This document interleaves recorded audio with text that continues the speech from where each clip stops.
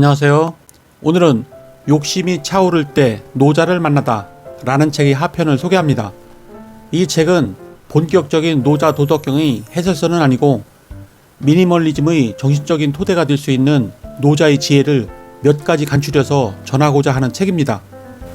이 책은 간소한 삶을 꾸리고자 하는 사람에게 추천하고 싶은 책입니다. 그러면 책의 주요 내용을 살펴보도록 하겠습니다. 비워야 채울 수 있다. 기당기무. 그릇은 비어 있으므로 쓸모가 있다. 노자는 이렇게 말했다. 바퀴살이 하나로 모인 바퀴통은 그 없음이 어울려 술의 쓸모가 있다. 진흙을 이겨 만든 그릇은 그 없음이 어울려 그릇의 쓸모가 있다.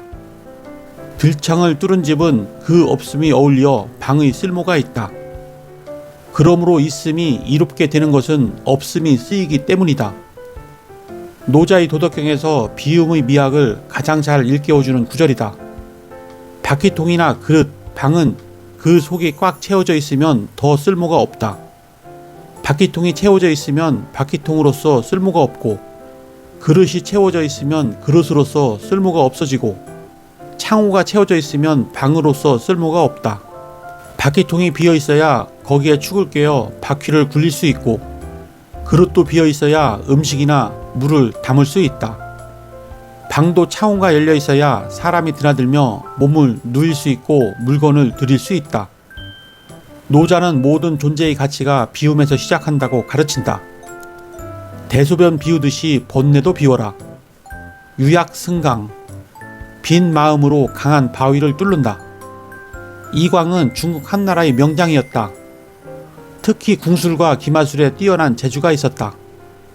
하루는 이광이 사냥을 나갔다가 숲을 속에서 잠든 호랑이를 발견했다. 이광은 심호흡을 한번 크게 하고 정신을 집중해서 호랑이에게 활을 쏘았다. 화살은 명중했지만 호랑이는 꿈쩍도 하지 않았다. 괴이하게 생각한 이광이 가까이 가서 보니 그의 화살은 호랑이가 아니라 호랑이를 닮은 바위에 박혀 있었다. 이광은 다시 한번 활을 쏘았다. 하지만 이번에는 화살이 바로 튕겨나왔다. 이광이 약한 화살로 바위를 뚫을 수 있었던 것은 그의 마음이 비어 있었기 때문이다. 그가 활시위를 당길 때 그의 마음속에는 바위가 없었다. 하지만 그것을 바위라고 인식한 순간 그의 마음은 바위로 가득 찼다. 마음속이 빈 상태로 있을 때와 채워져 있을 때의 차이다. 비움은 이처럼 약해 보이지만 단단한 바위돌을 뚫을 수 있는 강한 힘을 발휘한다. 적은 것이 많은 것이다. 지족, 불욕. 족함을 알면 늘 행복할 수 있다. 만족한다면 모든 것을 도둑맞아도 스스로를 부자로 여길 수 있다. 하지만 만족할 줄 모른다면 우리는 억만금을 가지고 있어도 그저 돈의 노예일 뿐이다. 바닷물은 마시면 마실수록 더 심한 갈증을 일으킨다. 재산에 대한 욕심도 이와 같다. 아무리 많이 모아도 늘 부족해 보이는 것이 돈이다. 분수에 맞추어 살기로 결심하면 저절로 마음에 여유가 생기고 돈에 구애받지 않게 된다. 돈으로부터 자유로워지는 것이다.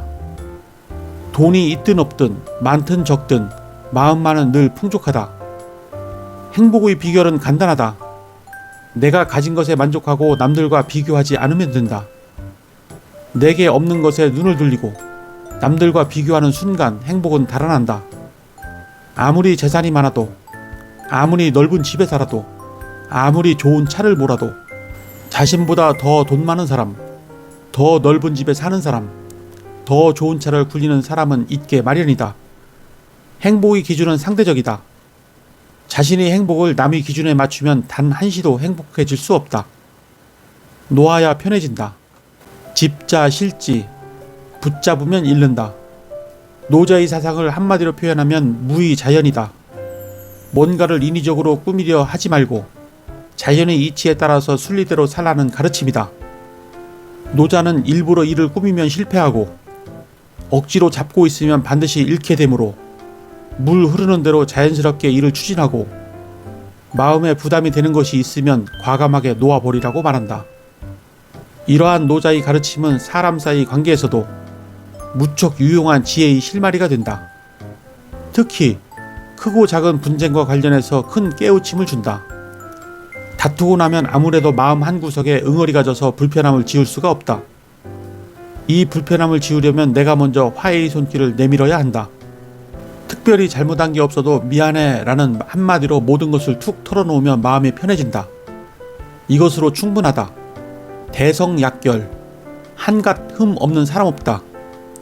인생은 실수가 있어 더 아름다운 법이다. 김밥도 매끈하게 잘 빠진 가운데 토막보다 단무지나 시금치가 삐져나온 양쪽 꽁다리가 더 맛있다. 제 아무리 완벽한 사람이라도 신의 눈으로 보면 모자라는 구석이 있게 마련이다. 완벽해지려고 자신을 지나치게 꽉 조이기만 하는 것보다 조금은 느슨하게 사는 것이 오히려 자연스럽고 조화로운 삶이다. 생텍쥐베리는 이렇게 말했다. 나는 이미 충분히 가치가 있는 존재다. 나 스스로 나를 인정하기만 한다면. 그렇다. 내가 나를 인정하는 것, 내가 나를 소중히 여기는 것, 그것이 가치 있는 사람이 되는 첫째 조건이다. 내가 나를 소중하고 귀하게 여기면 남들도 나를 소중하고 귀하게 여긴다. 내가 나를 인정하지 않으면 세상도 나를 인정해 주지 않는다. 길을 걸으면 길이 열린다. 면면약존. 무심한 마음으로 길을 나서라. 건강한 삶을 위한 가장 간단하면서도 좋은 습관은 걷기다. 모든 길은 연결되어 있기 때문에 길을 따라 걸으면 우리는 얼마든지 갈 수 있다. 길을 걸으면서 만나는 것들 모두가 우리의 삶이다. 그래서 길은 곧 삶이다. 산길을 걷다 보면 앞서 걸어간 사람들이 나뭇가지에 매달아 놓은 리본이 보인다. 리본이 달려있는 쪽으로 가면 안전하다. 하지만 리본이 안 보인다고 해서 그 길로 갈 수 없는 것은 아니다. 남들이 달아놓은 리본이 없으면 내가 길을 내서 리본을 달면 된다. 그러면 다음부터는 그것도 안전한 길이 된다. 세상의 모든 길이 그렇게 열렸다. 누군가는 그 길을 열었고 후세 사람들이 그 길을 다니면서 좀 더 평편한 길, 좀 더 넓은 길이 되었을 뿐이다. 네, 이상으로 책의 주요 내용을 살펴보았고요. 노자는 중국 철학자로 도덕경은 그가 남긴 중요한 저작 중 하나입니다. 도덕경은 중국의 전통적인 유교 사상에서의 도덕과는 다른 더 광범위한 관점에서 인간의 행동과 생각에 대한 지혜를 제시합니다. 노자 도덕경을 이해하는 데 도움이 되셨다면 구독과 좋아요 부탁드립니다. 그러면 다음 시간에 뵙겠습니다. 감사합니다.